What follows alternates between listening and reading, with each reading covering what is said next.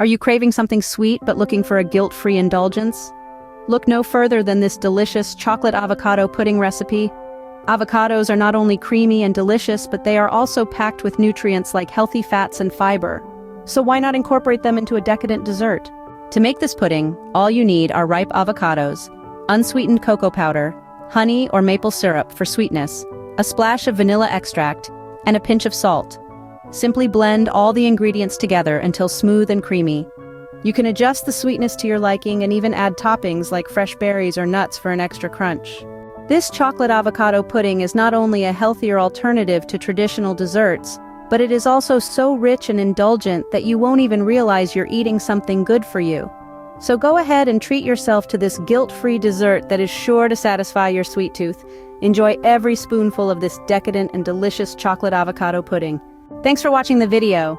Don't forget to subscribe to our channel for more healthy and delicious recipes.